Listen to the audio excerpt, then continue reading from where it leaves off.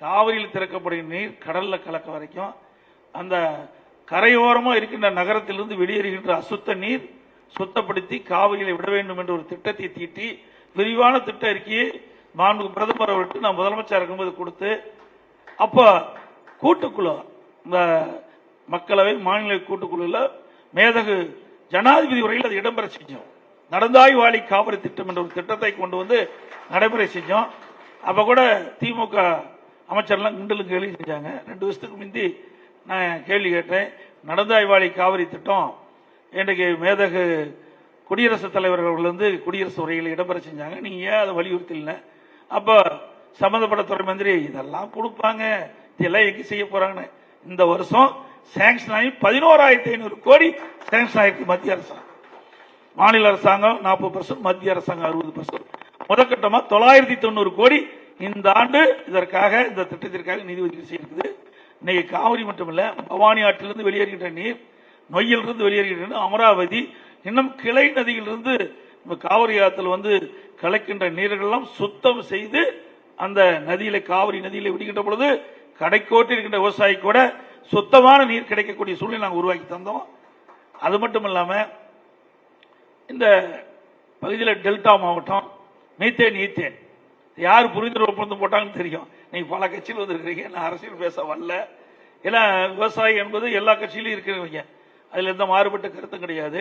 ஆனா இப்ப இருக்கிற முதலமைச்சர் அன்றைக்கு சொல்லி ஆக வேணும். ஏன்னா அப்பதான் தெரியும், பல பேருக்கு தெரியுமோ தெரியாது. அவர் தொழில்துறை மந்திரியா இருந்தாரு, துணை அமைச்சர் இருக்கும்போது தான் புரிந்துணர்வு ஒப்பந்தம் போட்டாங்க. மீத்தேன் ஈத்தேனுக்கு புரிந்துணர்வு ஒப்பந்தம் போட்டாங்க அவர் முன்னிலையில். ஆனா நான் முதலமைச்சர் இருக்கும்போது விவசாயியுடைய நிலம் பறி போய்விடும் என்று எங்களுடைய சட்டமன்ற உறுப்பினரும் என்னிடத்தில் தெரிவித்தார்கள். விலை மதிக்க முடியாத நிலங்கள் இந்த நிலத்தை வைத்துத்தான் அவருடைய வாழ்வாதாரமே இருக்கின்றது. பொன் விளையக்கூடிய பூமி, ஆகவே இந்த விவசாயிகள் இந்த பூமியை காக்க வேண்டும் என்று இன்றைக்கு இருந்து கொண்டிருக்கின்றார்கள். அவர்கள் கோரிக்கை ஏற்று மத்திய அரசிடம் தொடர்பு கொண்டு பாதுகாக்கப்பட்ட வேளாண் மண்டலத்தை அறிவித்து உங்களுடைய நிலத்தை பாதுகாத்த அரசாங்கம் அதிமுக. எந்த காலத்துக்கு இனிமேல் நிலத்தை தொடவே முடியாது. அதேபோல 50 ஆண்டு கால பிரச்சனை காவிரி நதிநீர் பிரச்சனை. இன்றைக்கு அதிமுக ஆட்சியில் தான் உச்சநீதிமன்றத்தில் போராடி வாதாடி நமக்கு ஒரு நிலையான வருடத்திற்கு இவ்வளவு தண்ணீர் திறந்து விட வேண்டும் என்ற ஒரு தீர்ப்பை பெற்றதும் அதிமுக ஆட்சியில் தான். காவிரி நதிநீர் பிரச்சனைக்கு தீர்வு கண்டது நாம தான். அது மட்டும் இல்ல, கோதாவரி காவிரி இணைப்பு இந்த அரசு கிடப்புல போட்டுச்சிருக்க.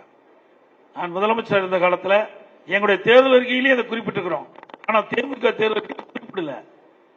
மத்திய அரசு பாரத பிரதமர்கிட்ட கொடுத்த உடனே அவர் நடவடிக்கை எடுக்கணும்னு சொல்லிட்டார். இன்றைக்கு ஒடிஷா, தெலுங்கானா, ஆந்திரா, தமிழ்நாடு இதெல்லாம் வெளியே வரணும். நான் முதலமைச்சர் இருந்த காலகட்டத்தில் மத்திய அரசாங்கம் சொன்ன இந்த திட்டத்திற்கு நாங்கள் முழு உதவி செய்யறோம் அப்படின்னு. கிட்டத்தட்ட நமக்கு ஒரு 125 டிஎம்சி கிடைச்சிருக்கும். நமக்கு இந்த பிரச்சனையே இருக்காது. அப்படிப்பட்ட ஒரு அற்புதமான திட்டம். அந்த விரிவான திட்ட அறிக்கையை தயாரிக்கிறதுக்கு இந்த அரசாங்கம் ஒன்றுமே உதவி செய்யல. நான் முதலமைச்சர் இருந்த போது எங்களுடைய 2 அமைச்சர்கள், மரியாதைக்குரிய எஸ்பி வேலுமணி அவர்களும் திரு ஜெயக்குமார் அவர்களையும் தெலுங்கானாவுக்கு அனுப்பிச்சு அங்க மரியாதைக்குரிய மேதகு ஆளுநர் தமிழிசை சவுந்தரராஜன் மூலமா அங்க இருக்கிற முதலமைச்சரை சந்திக்க வச்சு அவர்கள் ஏற்றுக்கொண்டார்கள். நான் சொன்னோன்னே எங்க வழியை நீங்க கொண்டு போகலாம், நான் ஒன்றும் தடைப்படுத்திடும். அதே போல ஆந்திரா முதலமைச்சர் ஜெகன்மோகன் ரெட்டி அவர்கிட்டையும் நான் அனுப்பிச்ச 2 மந்திரியும், அவரும் நான் வந்து சென்னையில் படித்தேன், தமிழ்நாட்டுக்கு தேவையான உதவி செய்யும் 2 முதலமைச்சரும் நமக்கு இசை அளித்தாங்க. ஆனா துரதிருஷ்டவசமா அதிமுக ஆட்சி வராது போயிட்டு. அது ஒரு மிக நீண்ட கால திட்டம். நமக்கு ஒவ்வொரு முறையும் கர்நாடகத்தை நம்பித்தான் நம்முடைய டெல்டா மாவட்ட விவசாயிகள் தண்ணி எதிர்பார்த்துட்டு இருக்கிறோம். அதோட மழை காலத்தில் பெய்கின்ற நீர் இன்னைக்கு மேட்டூர் அணை நிரம்பி உடனே அதிலிருந்து உபரி நீரை வெளியேறி போய் கடலை கலக்கு. அந்த நீரை தேக்கி வைக்க வேண்டும் என்று நாங்கள் கருதி நம்முடைய மேட்டூருக்கு கடலை கலக்கு வரைக்கும் ஒரு 4 இடத்துல தேர்வு செஞ்சோம். அதை இந்த ஆட்சி ரத்து பண்ணிட்டாங்க. நான் அம்மா இருக்கும்போது இங்கே ஆதனூர் குமாரமங்கலத்தில் கட்டி முடிச்சிருக்கணும், இன்னும் தண்ணி தேக்கல. அதேபோல் நஞ்சை புகழூர் நம்முடைய நாமக்கல் கரூர் மாவட்டத்துக்கிட்ட அதுவும் முடிகிற தருவாயில் இருக்குது. அங்கேயும் அப்படியே இந்த ஆட்சி வந்த பிறகு ஆம வேகத்தில் நடக்குது. இன்னும் 4 இடத்துல இப்படி உபரியா போற நீர் அங்கங்க தேக்கி வச்சா இந்த நீர் பயன்படும் என்ற அடிப்படையில் நாங்க இந்த திட்டத்தை எல்லாம் கொண்டாந்தோம். ஏன்னா 20 மாவட்ட மக்கள் இந்த காவிரி நதியை நம்பித்தான் குடியிருக்க காத்துட்டு இருக்காங்க. இந்த காவிரி நதியில் குடிக்கிறதுக்கு தண்ணி கிடைக்காது. ஆகவே அது நல்ல நீராக இருக்க வேண்டும். இரண்டாவது, ஒருவேளை வறட்சி ஏற்படுகின்ற பொழுது அங்கங்க இருக்கின்ற தடுப்பணையின் மூலமாக நீர் தேக்கிக்கின்ற பொழுது அந்த தண்ணீரை குடிநீருக்கு பயன்படுத்த கூட ஒரு சூழ்நிலை உருவாக்க வேண்டும் என்று நான் கருதினேன். அது மட்டும் இல்லை, இங்கே கூட சொன்னாங்க உப்பு நீர் படிதுன்னு சொல்லி. இதுக்கு தான் மணலே அள்ளக்கூடாதுன்னு நான் உத்தரவு போட்டேன். நான் முதலமைச்சரான உடனே 2014 ஆற்றிலிருந்து மணல் அள்ளக்கூடாது, எம்சாண்டுக்கு போங்க. மணல் இல்லைன்னா இயற்கை வளம் குறையும், அதுல நீர் சேமிக்கும். அது நாளுக்கு நாள் அல்ல, அது குறிப்பிட்ட அளவு தான் அல்லவணும்.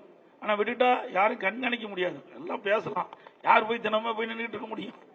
அதனால பெரிய கஷ்டம். இதனாலதான் பார்த்தேன் 2017 முதலமைச்சராகி 2 மாசத்துல இனி ஆற்றுப்படுகையில் யாரும் மணல் அள்ளக்கூடாது என்று ஒரு தடை உத்தரவை போட்டு, அது மட்டும் இல்ல மணலுக்கு பதிலாக எம்சாண்ட் பயன்படுத்தும் நான் உத்தரவு போட்டு அதை பயன்படுத்திட்டு இருந்தாங்க. இந்த ஆட்சியில திருட்டுத்தனமா மண் அள்ளிட்டு இருக்காங்க. இந்த 2 நாளைக்கு முந்தி கூட கரூர்ல ஒரு முறைகேடாக மண் அள்ளிக்கின்ற பொழுது மணல் 1500 ரோடு முறைகேடாக அள்ளிட்டு இருக்காங்க. இப்போ அள்ளிட்டு தான் இருக்கிறாங்க.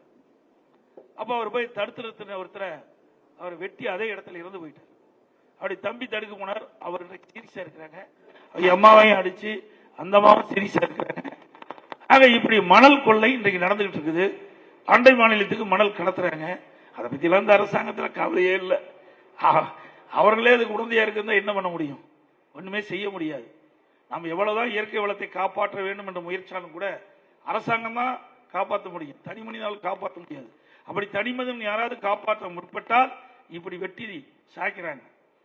அப்படிப்பட்ட ஒரு சூழ்நிலை இருக்குது. உண்மையிலேயே வேதனை அடைகிறோம். ஏன்னா நீருடைய அருமை விவசாயிக்கு தான் தெரியும். ஒரு மனிதனுக்கு எப்படி உயிர், அது போல உயிராக இருப்பது விவசாயிக்கு நீர். அந்த நீரை முறையாக கொடுக்க வேணும். அது மட்டும் இல்ல, குடிமராமத்து திட்டத்தை கொண்டு வந்து கூட சொன்னாங்க, ஏரி குளம் குட்டை எல்லாம் தூர்வாரி மழை காலத்தில் பெய்கின்ற நீர் சேமித்து நமக்கு நீர் பற்றாக்குறை இருக்கின்ற பொழுது அந்த நீரை பயன்படுத்தலாம் என்ற அடிப்படையில் தான் அந்த திட்டத்தெல்லாம் கொண்டு வந்தோம். அது மட்டும் இல்ல, இங்க நிறைய கால்வாயெல்லாம் தூர்வாரி சொன்னாங்க. நமக்கு நீர் பற்றாக்குறை மாநிலம், அண்டை மாநிலத்தை நம்பித்தான் இருக்கிற நீருக்காக அதற்கு ஒரு நவீன முறையில் இதை செயல் திட்டம் ஒரு 36,000 கிலோமீட்டர் டெல்டா பகுதியில் 36,000 கிலோமீட்டர் கான்கிரீட் கால்வாயாக மாற்றி அமைப்பதற்காக நாங்கள் விரிவான திட்ட அறிக்கை தயாரிக்க வேண்டி மத்திய அரசுக்கு அனுப்பணும். கிடப்பில போட்டாங்க. ஏன்னா நமக்கு 20% நீர் மிச்சமாகும். ஏன்னா நமக்கு கடைமடை பகுதியில் தண்ணி வரலைங்கிறீங்க. அப்ப கடமடை வரைக்கும் தண்ணி போகணும்னா அதுக்கு உண்டான நவீன முறையில் நம்முடைய நீரை கொண்டு போய் சேர்த்த வேணும். அதுக்காக பல கால்வாய்கள், நான் முதலமைச்சரான பிறகு பல கால்வாய்கள் கான்கிரீட் கால்வாயாக மாற்றி கொடுத்துட்டோம்.